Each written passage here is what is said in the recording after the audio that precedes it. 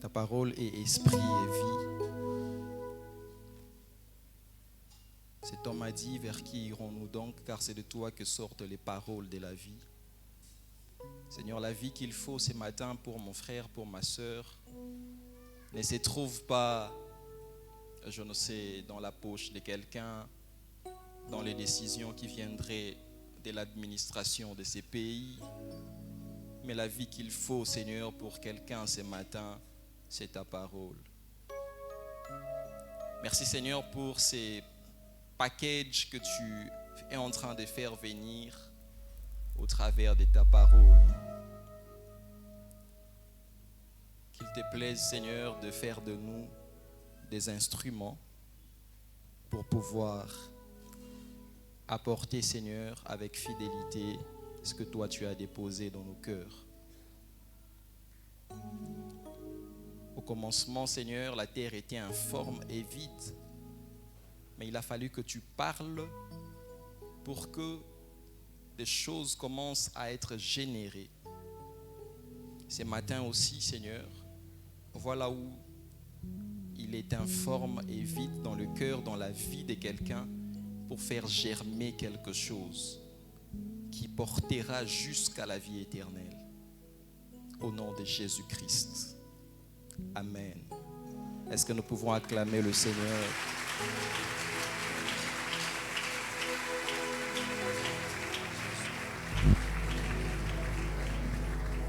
Shalom, bien-aimés.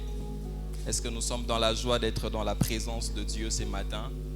Est-ce que nous sommes dans la joie? Est-ce que tu peux balancer ta main là où tu es pour manifester ta joie?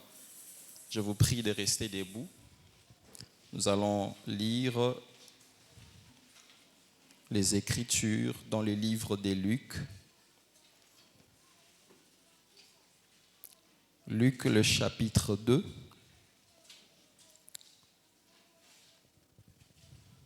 Nous allons lire 39 à 40 et puis nous prendrons 51 à 52.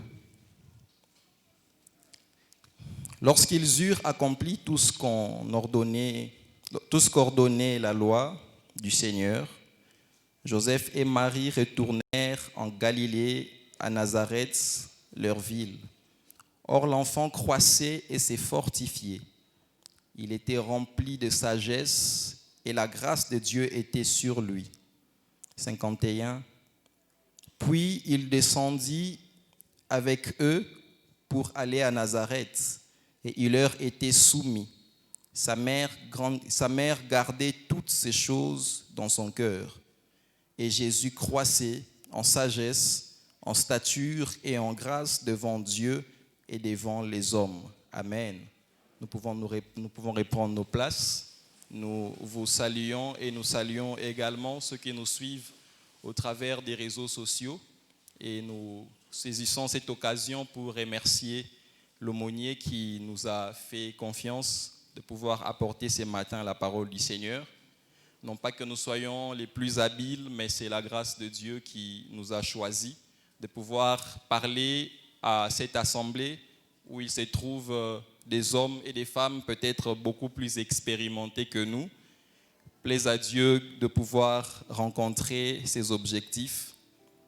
Alors, la portion que nous avons lue ce matin, il s'agit d'abord pour la première portion de l'histoire de Jésus, lorsque ses parents ont accompli la loi et sont allés les présenter au temple. Après la présentation, nous savons ce qui s'est passé. La prophétesse Anne et le prêtre Siméon ont eu à déclarer des paroles sur l'enfant Jésus. Et la Bible dit au verset 40, l'enfant croissait et s'est fortifié. Il était rempli de sagesse et de grâce, et la grâce de Dieu était sur lui. Et dans la suite de ces passages, à partir du verset 41, nous voyons comment est-ce que l'enfant Jésus, ayant atteint 12 ans, va aller dans le temple et sera en train d'échanger avec les docteurs de la loi, où les docteurs de la loi ont été frappés par la doctrine qui sortait de sa bouche. Et au verset 51, là où nous allons beaucoup plus nous apaisantir, 51 et 52, la Bible dit qu'ils retournèrent à Nazareth Et Marie gardait le souvenir de comment est-ce que l'enfant était en train de grandir. Et au verset 52, Luc est en train de dire que cet enfant grandissait en sagesse, en stature et en grâce devant Dieu et devant les hommes. Depuis le début de cette année, des éminents orateurs ont défilé du haut de cette chaire pour développer la thématique qui est derrière nous, que tes progrès soient connus de tous. Et nous aussi, nous allons essayer ce matin de pouvoir apporter notre pierre à l'édifice autour de cette réflexion. Et vous conviendrez avec moi que lorsque l'on jette une sémence à terre, on s'attend toujours à ce que la sémence puisse croître. On attend à ce que la sémence puisse croître.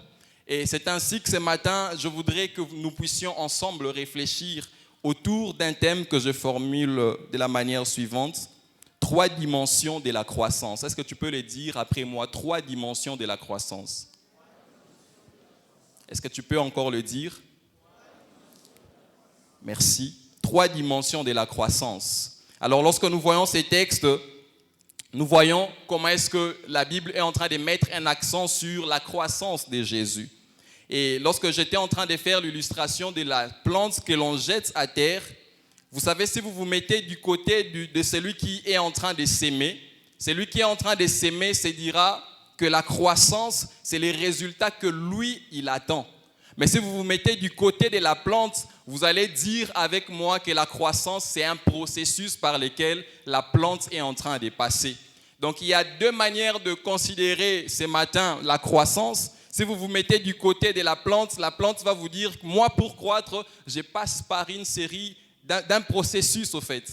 Mais lorsque le cultivateur regarde sa sémence, il attend des résultats. Et ce matin, je ne voudrais pas que nous puissions prendre l'image de la plante, mais que nous puissions prendre la croissance comme étant les résultats qui sont attendus lorsque nous sémons quelque chose. Vous savez, lorsque vous donnez naissance à un enfant, vous vous attendez à ce que l'enfant puisse croître. Parce que lorsque l'enfant ne croît pas, lorsque vous remarquez que des années passent mais l'enfant n'évolue pas, cela doit vous inquiéter. Parce que tout ce qui vient au monde est appelé à croître. Tout ce que nous jetons à terre comme sémence est appelé à croître. Et ce matin, nous serons en train de voir, selon les textes que nous nous proposons ce matin, 3 dimensions de la croissance. La Bible est en train de dire que Jésus-Christ croissait en sagesse, en stature et en grâce devant Dieu et devant les hommes. Donc, il s'agira ce matin de pouvoir développer les 3 aspects dont il est question, la sagesse, la stature et la grâce. Et nous serons en train de faire un exercice que nous allons faire comme un rabattement de ces choses par rapport à nous. Qu'est-ce que cette histoire veut nous enseigner? Comment est-ce que nous devons croître en sagesse, en stature et en grâce devant Dieu et devant les hommes? Le temps nous est imparti, mais je crois que par la grâce de Dieu, nous allons faire de notre mieux. Alors la croissance, pourquoi ces mots nous intéressent? Parce que lorsque vous consultez les dictionnaires, dans les synonymes qui sont accordés au mot croissance, il y a le mot progression qui est repris dans notre thème de l'année. Et c'est pourquoi nous nous sommes apaisantis là-dessus. La croissance, c'est l'effet de croître, de grandir. C'est le développement, c'est l'accroissement, l'augmentation ou la progression. Et comme je l'ai dit, nous allons voir 3 aspects: grandir en sagesse, grandir en stature et grandir en grâce. Et lorsque je serai en train de parler de grandir en sagesse, je serai en train de faire allusion ici à la maturité, au tact, à la conduite, à la compréhension et à la définition de la vie. Comment est-ce que nous comprenons la vie? Comment est-ce que nous nous conduisons dans notre vie? Et lorsque je serai en train de parler de grandir en stature, j'évoquerai beaucoup plus l'effet d'incarner les choses que Dieu a dites sur nous. Il y a de ces choses que Dieu a déclarées sur la vie de chacun d'entre nous. Et il ne faudrait pas qu'il y ait un écart entre ce que Dieu a dit sur nous et ce que nous sommes. Et alors nous serons en train de voir cela. Et enfin, grandir en grâce, je présenterai la grâce ici comme étant les talents, les dons, les bénédictions que Dieu a déposées en chacun d'entre nous. Et alors, si vous êtes d'accord avec moi, nous allons faire ces voyages pendant quelques minutes. Alors, la première des choses, c'est que la Bible dit que Jésus-Christ grandissait en sagesse. Pourquoi sagesse? Pourquoi ces mots nous a intéressés? Pourquoi nous apaisantissons notre attention sur ça? Parce que si vous consultez avec moi votre Bible, vous allez remarquer que le mot sagesse est repris 154 fois dans la Bible entière. Et dans les 154 fois, vous verrez qu'il y a 100 fois le mot sagesse dans l'Ancien Testament. Et le livre de Proverbes à lui seul prend 50 versets qui parlent de sagesse. Et les autres fois où la sagesse est citée, 54 fois dans le Nouveau Testament. Et ceci nous prouve à suffisance pour dire que la sagesse intéresse Dieu. La sagesse intéresse Dieu. Dieu est préoccupé par la sagesse. Pourquoi? Parce que si nous lisons dans le livre de Proverbes, le chapitre 4, verset 5, la Bible dit « Acquiert la sagesse, acquiert l'intelligence ». Au verset 7, il dit « Acquiert la sagesse, acquiert l'intelligence, car cela est, je paraphrase, car cela est un avenir pour ta vie. » Et ici, je voudrais que nous puissions faire comme une distinction entre sagesse et intelligence.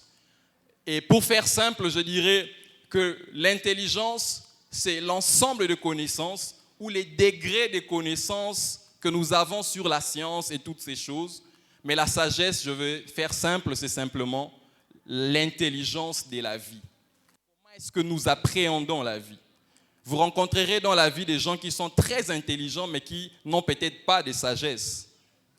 Vous est-il déjà arrivé de rencontrer de telles personnes, remplies d'intelligence, mais qui n'ont pas de sagesse? Ils ne savent pas comment manager les choses dans leur vie. Comment est-ce qu'il faut manager les choses pour peut-être s'en sortir, pour réussir dans la vie? Et nous serons en train de voir ensemble de quoi est-il question. Alors, si réussir aux épreuves à l'école nécessite l'intelligence, je voudrais dire à quelqu'un ce matin que réussir aux épreuves de la vie ne demande pas seulement l'intelligence, mais beaucoup plus demande aussi la sagesse. Je pensais que tu allais dire Amen. Pour réussir aux épreuves de la vie, il ne suffit pas seulement d'être intelligent, mais il suffit aussi d'être sage. Pourquoi? Parce que la sagesse est capable de vous dire non là où votre intelligence vous a dit oui. La sagesse peut vous demander de vous taire là où votre intelligence est en train de vous demander de vous exprimer. Et c'est de ça qu'il est question ce matin. Si réussir aux épreuves de la vie, en fait, de l'école demande l'intelligence. Pour répondre à une équation du second degré, vous avez besoin de l'intelligence. Mais pour répondre aux équations du second degré de votre vie, vous avez besoin, au-delà de l'intelligence, vous avez besoin de la sagesse. Et dans le livre de Proverbes, le chapitre 24, la Bible dit, c'est par la sagesse qu'une maison s'élève et c'est par l'intelligence qu'une maison s'affermit. C'est par la sagesse qu'une maison s'élève et c'est par l'intelligence qu'elle s'affermit. Comme pour dire quoi? Si votre vie doit être considérée comme un chantier, l'élévation des murs de votre vie demande la sagesse. Et pour son affermissement, pour que la fondation soit solide, il vous faut de l'intelligence.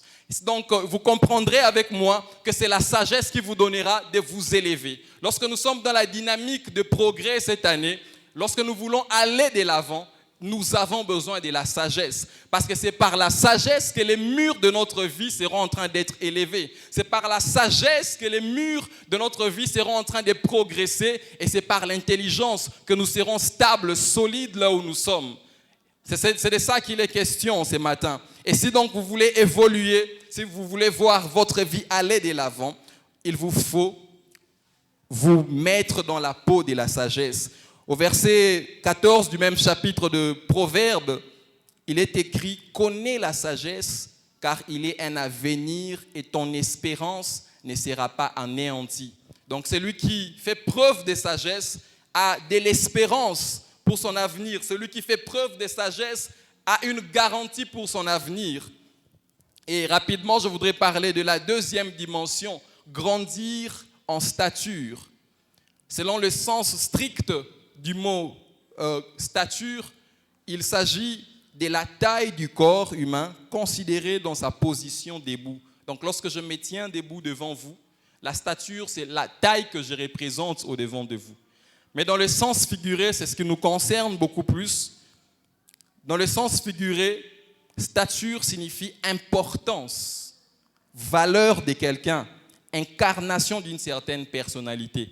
C'est comme ça que vous entendrez souvent on dit, non, cet homme a la stature d'un président de la République.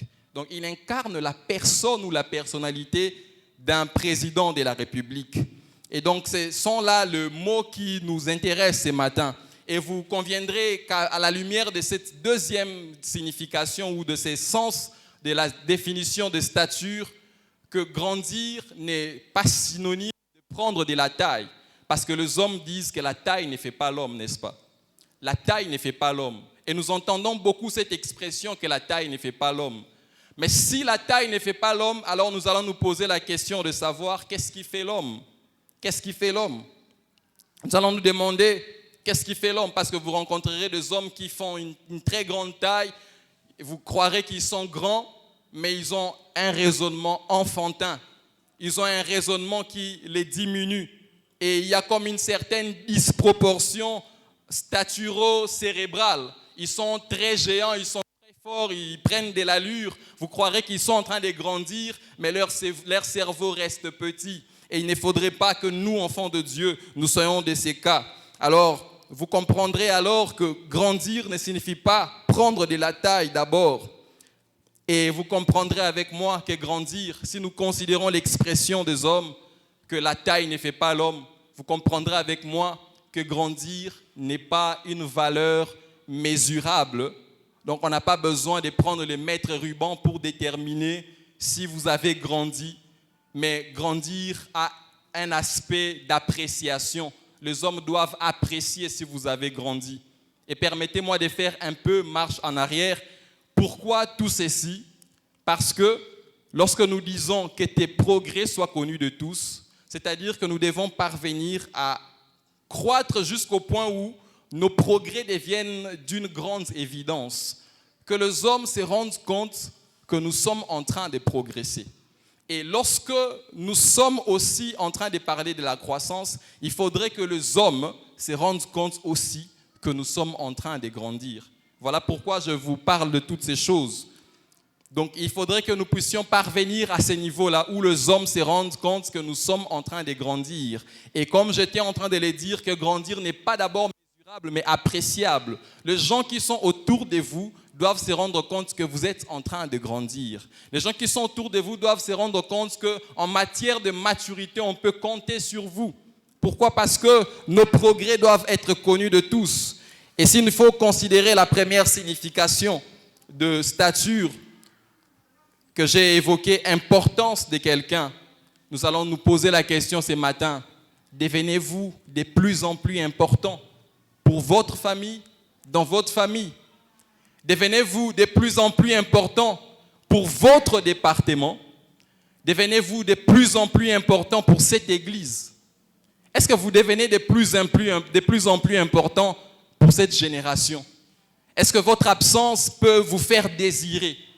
Est-ce que votre absence peut faire ressentir le besoin de votre apport? Importance. Est-ce que vous devenez de plus en plus important? La deuxième signification, c'est la valeur de quelqu'un. Quelles sont les valeurs que vous incarnez? Lorsque les hommes vous regardent, est-ce qu'ils sont inspirés par un certain nombre de valeurs que vous dégagez? Quelles sont les valeurs auxquelles vous aspirez? Quelles sont les valeurs que vous imposez ou que vous communiquez aux autres? Et enfin, stature comme incarnation d'une personnalité. Il y a de ces choses, comme j'étais en train de le dire, il y a de ces choses que Dieu a déclarées sur votre vie. Dieu a dit de vous, vous savez, si Dieu dit aujourd'hui à quelqu'un en ces lieux que tu seras président de la République, je suis sûr que même ta démarche doit changer. Parce que tu dois accommoder ta réflexion à la mentalité d'un président de la République. Il faudrait incarner ces choses. Si Dieu dit à quelqu'un ici que tu deviendras, je ne sais pas moi, responsable d'une entreprise, je pense même que vous changerez votre façon de faire les choses. Si vous arrivez par exemple dans une faculté de médecine et que vous rencontrez quelqu'un qui s'est dit devenir médecin, mais qui a les comportements d'un coulouneur par exemple, vous allez vous dire que ce type n'incarne pas ce qu'il est censé devenir, les choses auxquelles il aspire, devenir médecin. Donc ceci veut dire que les choses auxquelles nous aspirons, les choses que Dieu a dites sur notre vie, nous devons les incarner. Quelqu'un dit Amen. Nous devons incarner les choses que Dieu a dites sur nous. Et j'irai plus loin, très loin même. La Bible dit dans le livre d'Éphésiens, que nous devons parvenir à la connaissance parfaite de Christ, lequel Christ s'est manifesté à la stature parfaite. Je suis en train de paraphraser. Nous devons donc manifester Christ. Et grandir en stature, ici je voudrais dire à quelqu'un, en allant très loin, grandir en stature signifie aussi et surtout ressembler de plus en plus à Christ. Je pensais que tu allais dire amen très fort. Grandir en stature signifie surtout et beaucoup même ressembler de plus en plus à Christ. Pourquoi? Parce que lorsqu'un enfant grandit, il a un modèle qu'il regarde. Nous tous, lorsque nous étions petits, on voulait bien grandir comme X, Y. On voulait ressembler à X, à Y. Et nous, enfants de Dieu, les X que nous devons regarder, ce n'est pas notre papa d'abord, ce n'est pas notre yaya d'abord, c'est Jésus-Christ qui se tient au-devant de nous. Et si nous devons grandir en stature, c'est-à-dire qu'il faudrait que le Christ puisse prendre naissance en nous, que le Christ devienne de plus en plus palpable en nous. Et la Bible dit dans le livre des Galates, chapitre 5, verset 19, l'apôtre Paul est en train de parler à l'église de Galates, il dit « Jusqu'à ce que le Christ soit formé en vous ». Il faudrait que le Christ soit formé en nous. Lorsque les hommes nous regardent, il faudrait qu'ils voient le Christ. J'aime le dire que le monde n'a pas besoin du dictionnaire pour lire la définition du mot Dieu, mais le monde n'a besoin que de nous regarder, nous, pour comprendre qui est Dieu, comment est-ce que Dieu fonctionne.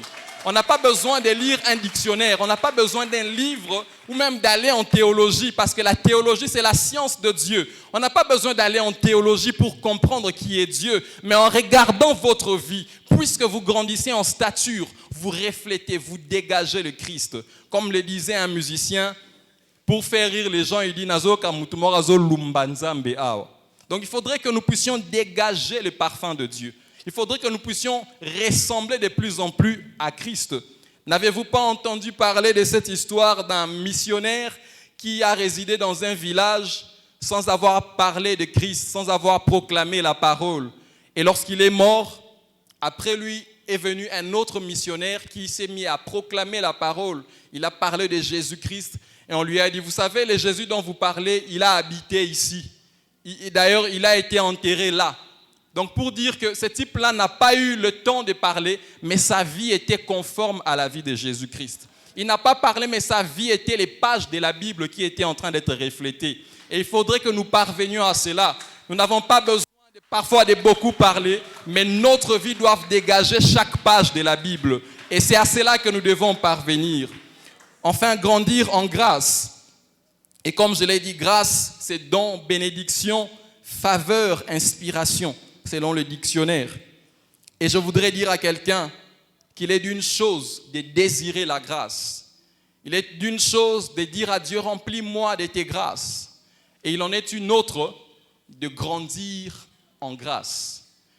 Beaucoup sommes-nous ceux qui désirons la grâce. Nous désirons, lorsque nous prions, lorsque nous allons même en retraite, nous demandons à Dieu de nous remplir des grâces, les talents, les dons, que nous puissions prophétiser, opérer des miracles. C'est très bien ces choses et j'encourage tout le monde à les faire. Mais il en est une autre de pouvoir grandir dans la grâce, de grandir en grâce. Grandir en grâce signifie que la chose que j'ai eue de Dieu, comment est-ce que je peux fructifier cela? Et l'exemple typique que je voudrais nous donner ce matin, c'est l'histoire de Joseph. Joseph, fils de Jacob. Vous savez, lorsque Joseph était auprès de son père, c'était un faiseur de rêves. Il faisait des rêves que lui-même ne parvenait même pas à interpréter. C'était les autres qui donnaient l'interprétation. Mais lorsqu'il se retrouve en Égypte, il n'avait pas besoin d'un interprète. Lui-même, il est devenu interprète. C'est comme pour dire que nous devons grandir dans les choses que Dieu nous a accordées. Pourquoi? Parce que lorsque Dieu donne un message, lorsque Dieu donne un code à la terre, cela veut dire que le décodeur est aussi sur la terre. Lorsque Dieu donne un code à quelqu'un, les décodeurs ne se trouvent pas dans le ciel, mais ils se trouvent aussi sur la terre. Et c'est comme ça que Joseph, se retrouvant en Égypte, n'avait pas besoin de retourner dans la maison de son père pour que ses frères commencent à faire des spéculations sur l'interprétation des rêves que les autres avaient eus en Égypte.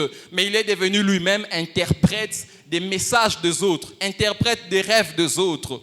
Et lorsque nous devons grandir en grâce, je nous parlerai ce matin d'Adam et Ève qui se retrouvent dans le jardin. Lorsque Dieu a planté le jardin, écoutez bien, Dieu a planté le jardin. La Bible n'a pas dit Dieu a créé, mais il a planté le jardin.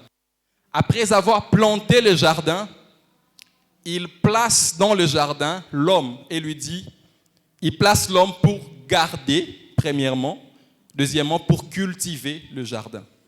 Garder et cultiver, ces deux choses nous intéressent. Garder et cultiver. Lorsque nous disons garder le jardin est comme un trésor que Dieu a confié à l'homme. C'est comme un cercle qui a beaucoup de potentialités. Il y a une potentialité d'arbres, il y a beaucoup de choses dans le jardin. Dieu le confie à l'homme et lui dit garde et cultive le jardin. La première des choses, c'est cultiver. Lorsque nous disons cultiver signifie je dois faire en sorte que le potentiel du jardin ne puisse pas s'épuiser. Je dois faire en sorte que si Dieu m'a remis un jardin qui avait 100 arbres, que je puisse cultiver de sorte que je parvienne, pourquoi pas, à 1000 et au-delà. Et je voudrais dire à quelqu'un que tu ne pêches pas lorsque, à partir de ce que Dieu t'a donné, tu obtiens ce que Dieu ne t'a pas donné. Pourquoi? Parce que tu as fructifié. Dieu a donné un jardin à l'homme qui avait un nombre précis d'arbres. Mais lorsque l'homme devait se lancer dans la culture, cultiver ces jardins, il devait obtenir un jardin peut-être beaucoup plus grand, un jardin avec une variété d'espèces. Et c'est cela que Dieu attend de nous. Il y a de ces grâces que Dieu a déposées en nous. Mais est-ce que nous cultivons ces grâces? Est-ce que nous cultivons les dons que Dieu a déposés en nous? Est-ce que nous cultivons ces choses? La deuxième des choses, c'est, la Bible dit, garder le jardin. Cela veut dire quoi? Cela veut dire, l'homme devait veiller à ce que le jardin puisse garder son authenticité et son originalité. C'est-à-dire que l'homme devait veiller sur la détérioration du jardin. Il ne fallait pas que Dieu vienne et se rende compte que le jardin que je t'ai donné n'est plus en état. Il y a de ces choses que Dieu a déposées en nous, bien-aimés. Mais est-ce que nous les cultivons? Est-ce que nous les gardons? Est-ce que nous les gardons de sorte que cela ne puisse pas perdre son originalité? Beaucoup sont ceux-là qui sont très contents aujourd'hui parce qu'ils opèrent dans le don, ils opèrent dans je ne sais pas moi quel don, ils ont une diversité de dons, c'est une très bonne chose. Mais est-ce que nous gardons ces choses? Est-ce que nous fructifions ces choses? La Bible nous parle de la parabole des talents, où le maître a remis les talents à ses disciples et après un moment, il fallait faire le compte. Et il fallait que chacun puisse montrer jusqu'où il a eu à fructifier ses grâces. Tu es content parce que tu prophétises, mais est-ce que c'est à ce niveau-là que tu devais prophétiser? Peut-être que tu devais aller au-delà de là où tu es. Tu es content parce que, je ne sais pas, tu chantes, mais est-ce que c'est à ce niveau-là que tu devais t'arrêter de chanter? Peut-être qu'il y a mieux que ça que tu peux expérimenter. Aujourd'hui, je voudrais dire à quelqu'un que nous sommes appelés à fructifier, à cultiver et à garder, comme le disent les Écritures. Et je serai en train d'atterrir. La Bible dit dans le livre de Luc que nous avons lu, que Jésus-Christ grandissait en sagesse, en stature et en grâce devant Dieu et devant les hommes. Cela veut dire que la croissance de Jésus-Christ n'était pas unilatérale, seulement devant les hommes qui étaient autour de lui, non.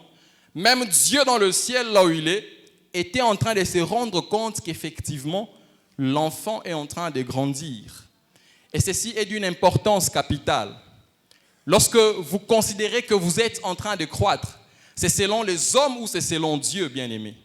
Est-ce que vous vous dites que vous êtes en train de croître parce que les hommes ont dit que vous êtes en train de croître ou parce que Dieu dans le ciel est content aussi parce qu'il constate votre croissance? Et ceci veut dire que le thermomètre de la croissance ne doit pas être basé sur les jugements que les hommes portent sur vous. Est-ce que vous êtes en train de croître spirituellement? Est-ce que vous êtes en train de croître, je ne sais pas dans quel aspect? Ce thermomètre-là n'est pas déterminé par les jugements que les hommes portent sur vous où les hommes disent, voilà, vous êtes en train de grandir, nous apprécions ce que vous devenez. Mais est-ce que Dieu dans le ciel est aussi en train de se dire que voilà, mon enfant est en train de grandir? Jésus-Christ grandissait devant les hommes, mais aussi devant Dieu. Devant les hommes, mais aussi devant Dieu. Il ne faudrait pas que le jugement des hommes puisse nous faire perdre la tête au point de nous dire que voilà, nous avons déjà grandi. Lorsque nous grandissons, nous devons regarder à Dieu qui est dans le ciel. Est-ce que Dieu constate que nous grandissons? Est-ce que Dieu dit que nous grandissons? Non pas seulement le jugement des autres. Alors enfin, pour conclure, pourquoi nous devons grandir? Pourquoi avoir fait tous ces sermons devant de vous? Pourquoi parler de la croissance ce matin? Depuis le début de cette année, nous sommes en train de parler du progrès. Nous avons beaucoup prié cette année. Certainement, vous avez demandé à Dieu de progresser financièrement. Certainement, vous avez demandé à Dieu de progresser dans le travail. Vous avez demandé beaucoup de choses à Dieu que je ne saurais peut-être pas énumérer ici. Mais toutes ces choses, peut-être, se résument en un seul mot, possession. Nous avons voulu progresser aussi en possession, c'est bien. Mais il faudrait aussi, à côté de cela, que nous puissions aussi grandir, que nous puissions aussi progresser dans la croissance. Pourquoi? Parce que lorsque nous étions enfants, nos parents ne nous ont pas donné le téléphone lorsque nous avions 5 ans. Parce que lorsque nous étions enfants, nos parents ne nous ont pas laissé un couteau pour que nous puissions nous amuser avec. Parce que lorsque nous sommes enfants, un père ne peut pas donner le volant de sa voiture à un enfant. Il sait que lorsque ce n'est pas encore l'âge, cela peut le détruire. Et je voudrais dire à quelqu'un qui a constaté que jusqu'ici il a demandé des choses, mais que ces choses ne sont pas encore arrivées, bien-aimé, je voudrais te dire que la croissance, en fait, le pouvoir de la possession est fonction aussi de la croissance. Tu as besoin de posséder des choses, mais le pouvoir de posséder est lié aussi à la croissance. Parce que je ne donnerai pas des choses grandes à un enfant qui est petit. Donner un téléphone à un enfant qui ne connaît même pas dire un, c'est aberrant. Et c'est comme ça que lorsque Dieu nous regarde, tu as l'impression que ces choses traînent, ces choses que tu as demandées à Dieu. Mais lorsque Dieu te regarde, peut-être qu'il voit que ce n'est pas encore le moment pour toi. Et ce que tu dois désirer ce matin, c'est que tu puisses grandir. Amen. Ce que tu dois désirer ce matin, c'est de progresser aussi dans la croissance. Et c'est cela que Dieu veut pour chacun d'entre nous. Parole du Seigneur.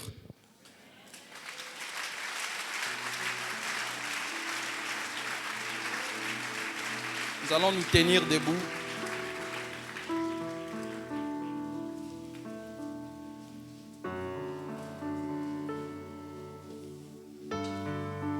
Tu vas demander à Dieu de t'aider à croître.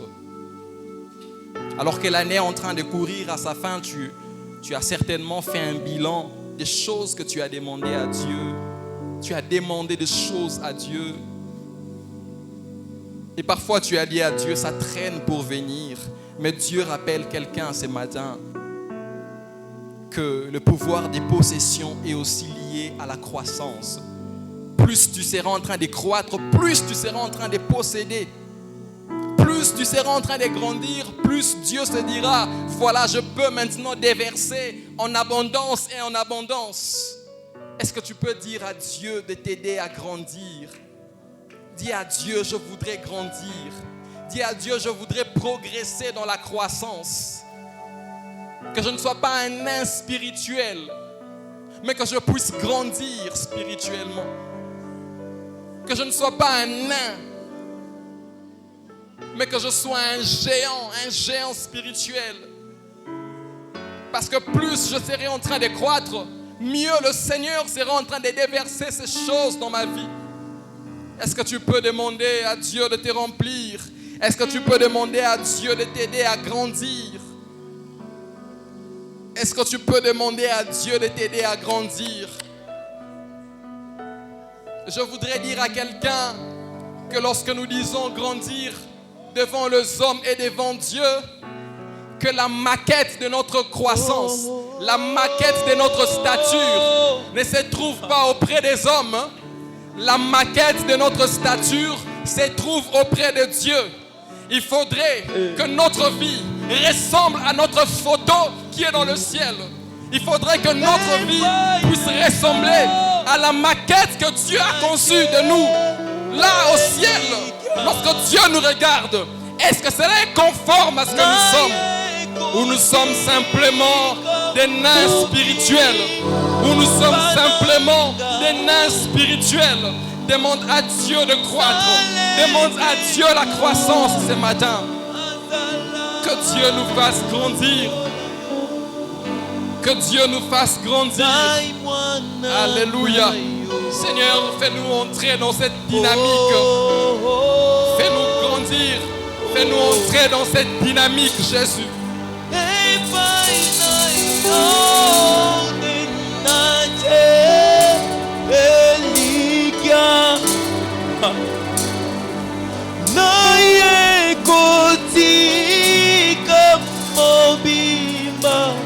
Mobimba nangai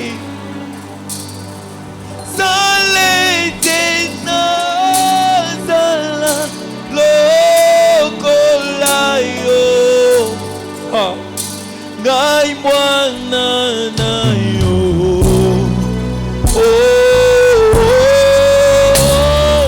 epai na yo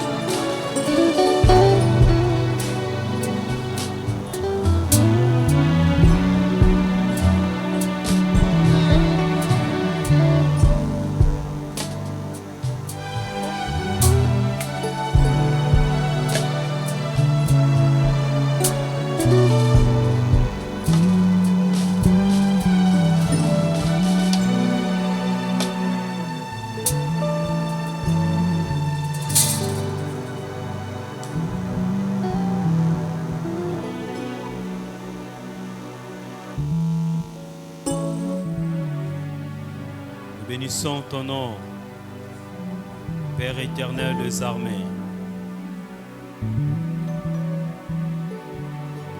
Merci Seigneur pour ta parole. Toi qui produis en nous le vouloir et le faire selon ton bon plaisir.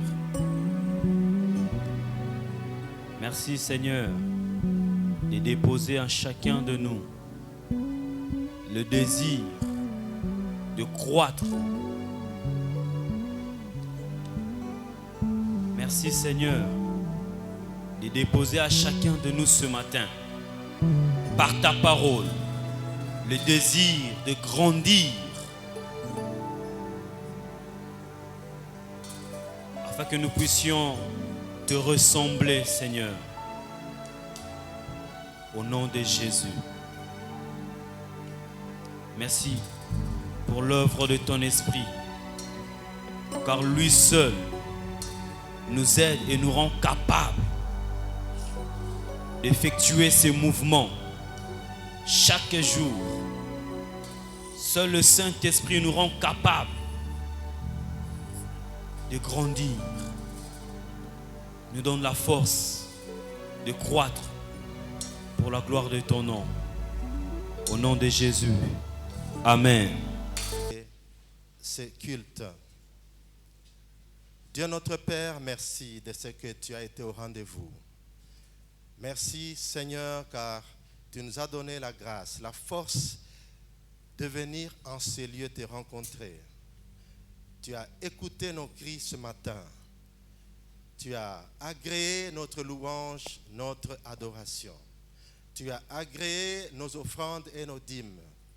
Je te prie, Seigneur, de bénir l'Église, les responsables de l'Église dans l'utilisation de ces fonds au nom de Jésus-Christ. Maintenant que nous sommes sur le point de quitter ces lieux de prière, sans quitter ta présence, je prie, Seigneur, que tu puisses bénir chacun de nous. Bénir, Seigneur, les activités de la semaine qui s'ouvrent déjà aujourd'hui, la semaine de travail qui s'ouvre demain. Bénis chaque sortie, chaque retour, Seigneur, de tes enfants. Et que ta sécurité, ta protection soit sur chacun d'entre nous au nom de Jésus-Christ. Que la grâce de notre Seigneur Jésus-Christ, l'amour de Dieu notre Père et la communion du Saint-Esprit soient avec vous. Amen. Bon dimanche à tous.